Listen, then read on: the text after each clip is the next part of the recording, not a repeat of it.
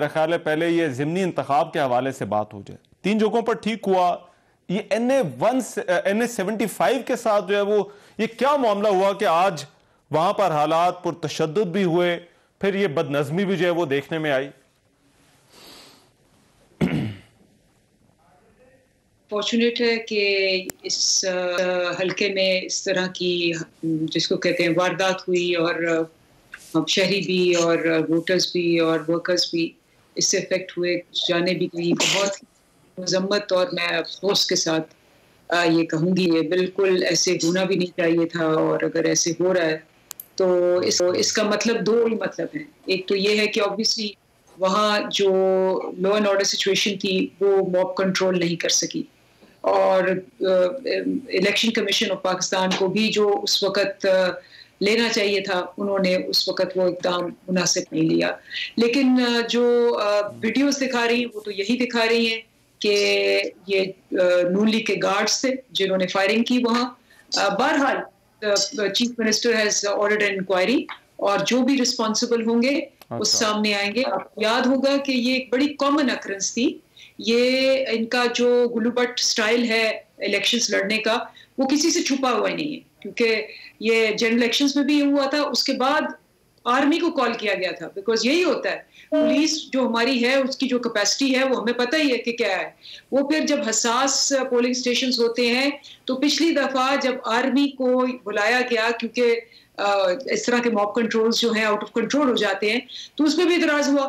तो यही सिचुएशन है, हमारे इदारों की कैपेसिटी जो पिछले 30 साल में है वो इतनी नीचे कर दी गई है कि मेरा ख्याल है कि उसमें टाइम लगेगा कि वो खुद से इंडिपेंडेंटली जो उनका काम है, लॉ एनफोर्समेंट काम है और ये नज़्म ज़ब्त काम है, उसमें इम्प्रूवमेंट मुसलसल करने की ज़रूरत है। ठीक है, राइट। मरियम औरंगजेब साहबा, आपका बड़ा फोकस था इस हल्के पर। ये आज जो कुछ हुआ है वहां पर डस्का में, ये क्यों हुआ? बिस्मिल्लाहिर्रहमानिर्रहीम। सबसे पहले तो रहमान, ये जो पंजाब हुकूमत है उसकी आपको कारकर्दगी, नाअहली और जो इनके अंदर कैपेसिटी है कि ये पंजाब में एक पीपी के हल्के में और पंजाब में एक NA के हल्के में एक पुरअमन इलेक्शन कराने की भी काबिलियत और सलाहियत नहीं रखती। और आज सारा दिन आपको वो वीडियोस भी मौजूद हैं, स्क्रीन्स पर दिखाई, जहां वोटर्स के ऊपर पुलिस वाले लाठी बरसा रहे हैं और डंडों से मार रहे हैं। वो वीडियोस आप लोगों के चैनल्स ने स्क्रीन्स पर भी दिखाई। लेकिन CPO Gujranwala, DPO Gujranwala, CPO Sialkot, DPO Sialkot, CCPO Lahore, IG Punjab और वजीर आला पंजाब जो थे वो पूरा दिन सोए रहे।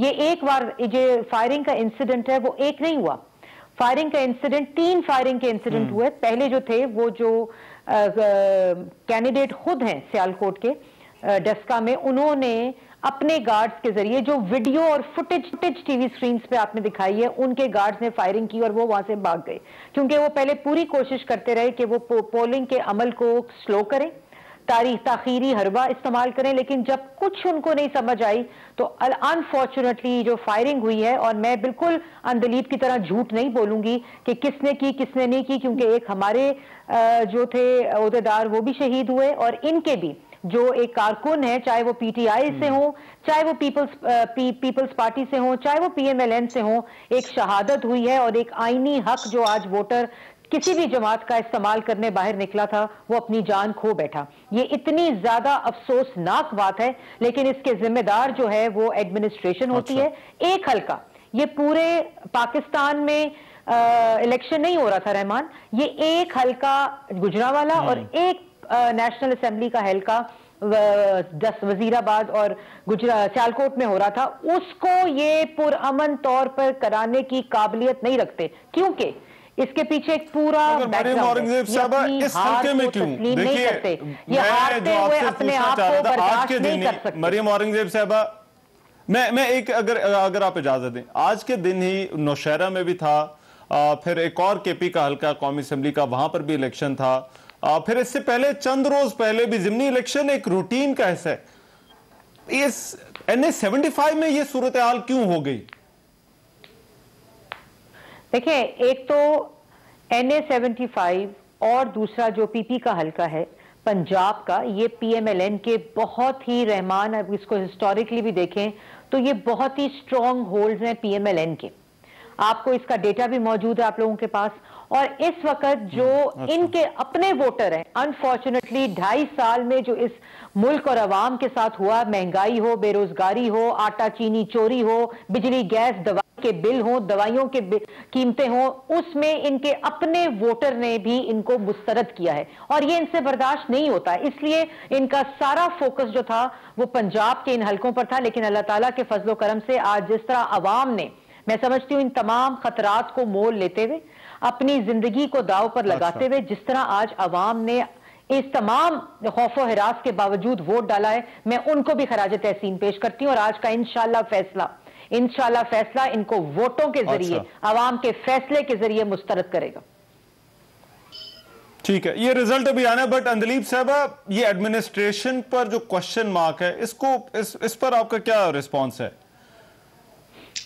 देखिए, एडमिनिस्ट्रेशन पे क्वेश्चन मार्क तो चले इंक्वायरी होगी, लेकिन ये तो आप बिल्कुल सही कह रहे हैं कि अगर 6 में से 1 हुआ है तो ये भी नहीं होना चाहिए था। लेकिन अगर आप हिस्ट्री देखें सारे इलेक्शंस की, और मैं स्पेशली बता रही हूँ जो ख्वाजा साद रफीक का याद नहीं है आपको, कि ख्वाजा साद रफीक खुद गुंडों के साथ आके 2013 के इलेक्शंस में डिफेंस और वॉल्टन के इन्होंने गेट क्रैश करके बंद कर दी थी पोलिंग, और उसके बाद इन्होंने अंदर वो जो हेर फेर किया था वो किया था। उस पे हमने व्हाइट पेपर से, साथ वीडियो से सारा प्रेजेंट किया था, और फिर वो हल्का ओवरटर्न हो गया था, उसमें धांधली प्रूव हो गई थी। हम 2 साल इनको दिखाते रहे कि इन्होंने हारे थे, गुंडागर्दी करते हुए ये सारा काम किया था, और वो बिल्कुल इनका जो हल्का था ये प्रूव हो गया।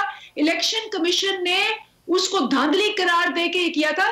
तो इनकी प्रैक्टिस, बिल्कुल मैं मानती हूँ, मरियम सही कह रही है कि जितनी प्रैक्टिस इन्होंने 40 साल की हुई है, गुंडागर्दी की, इन्होंने तोड़ फोड़ की। मॉडल टाउन में तो उसका आपको मुजाहिरा नजर आ गया था कि 100 बंदों पे फायरिंग हुई थी, 2 खवातीन को मुंह पे फायरिंग मार के इन्होंने कत्ल किया था, कत्लेआम किया था।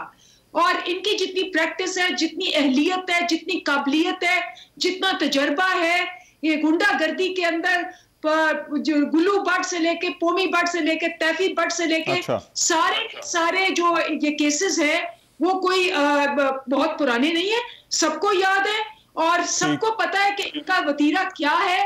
इनका वतीरा एक ही होता है कि जी हम जाएंगे या हम खरीदेंगे, मैं प्रोग्राम में नहीं हूँ, हम जूदो कोप करेंगे।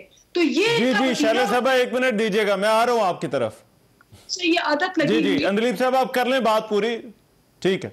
मैंने कहा ना, छूटती नहीं है, मुंह से ये आदत लगी हुई, तो इनको छूट आएगी। एडमिनिस्ट्रेशन भी तो बात सुने, एडमिनिस्ट्रेशन 30 साल इनके, उसकी कैपेसिटी जो है वो क्या कहते हैं 10% भी नहीं है। अब उसको बिल्ड करते हुए, उसके अंदर मेरिट बेस्ड परफॉर्मेंस वाले बंदे लाते हुए 5 आईजीज हमने चेंज किए, फिर आप कहते हैं जी क्यों चेंज करते हैं। मुझे इजाजत दें, मैं जरा शैला साहबा से उनका भी रिस्पांस ले लूं, वो इसको किस तरह से देखती हैं। मैं क्योंकि वो पहले मरियम औरंगजेब साहबा ने बात की थी तो मैंने उसका रिस्पांस लिया अंदलीब साहबा से। बट शैला रजा साहबा, आपके ख्याल में, ये आपने भी सिंध में अभी ज़िमनी इलेक्शन जो है वो करवाएं, ये यहाँ पर जो है वो ये वाकया क्यों, ये जो आज बदनज़मी हुई है, पुरतशद्दुद माहौल बना रहा, क्या वजह आपको क्या नजर आती है इसकी?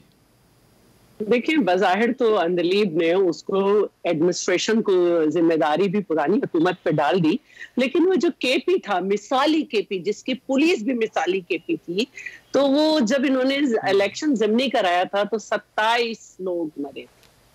तो ये इनसे बर्दाश्त नहीं होता। पूछा जाए कि इनके मेंबर्स असेंबली क्यों आते हैं हल्कों में इलेक्शन के दिन, और वो भी मुसल्ला लोगों के साथ। पूछा जाए कि फिरदौस आशिक कवान ने किस कैपेसिटी में बैठ के जो है वो कैंडिडेट के साथ प्रेस कॉन्फ्रेंस की थी और घूमी थी, और आज भी मुसल्ला लोग क्यों थे। पीटीआई की तो आपने पूरी मिसालें बता दी, आपके क्यों थे। कल मैं प्रोग्राम कर रही थी, इमरान खान जो हैं एंकर, उनके साथ उन्होंने कहा कि गवर्नमेंट अपने पूरे असर रसूख इस्तेमाल कर रही है, और उन्होंने कहा कि मैं एक रिसर्चर जर्नलिस्ट हूं और मैं गया मुख्तलिफ जगह पे, गवर्नमेंट ने जो है वो बड़े बड़े इदारों के लोगों को और इन सबको जो है वो लगाया हुआ है। ये उन्होंने ऑन रिकॉर्ड जो है ऑन एयर कहा।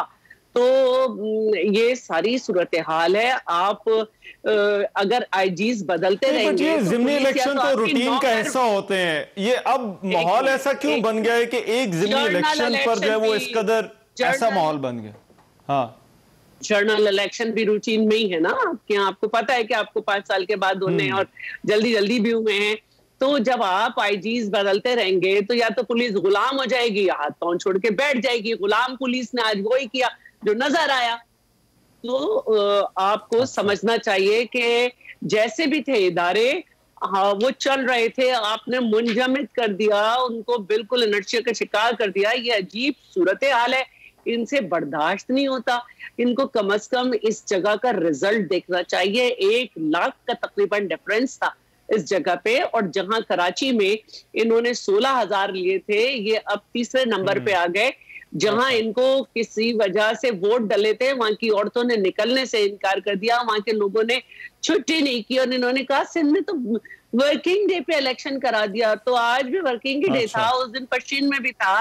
तो ये सूरत हाल इन्होंने अवाम को दिया क्या है कि अवाम इन्हें वोट दे। अब ये लाशें भेजेंगे इलेक्शन के दिन कि वोटर निकले ही ना। तो मैं सबसे पहले तो ताज़ा पेश करती हूं घर वालों, वर्कर्स के घर वालों से ताज़ियत पेश करती हूं कि आपके बच्चे अपना जमहूरी हक इस्तेमाल करने गए थे लेकिन उनकी वो जिंदगी हार गए। अच्छा, चले मुझे एक ब्रेक लेनी है, मगर ब्रेक के बाद ये भी सवाल है कि ज़िमनी इलेक्शन क्या इस चीज का जो है वो पैमाना हो सकता है कि हुकूमत की कारकर्दगी। और फिर आज जो असेंबली के अंदर जो बातें हुई कि ये जो बिजली, गैस और गर्दिशी कर्जों के हवाले से जो बहस चल रही है, उस पर हुकूमत ने एक मरतबा फिर कहा है कि इसकी जिम्मेदार पिछली हुकूमतें।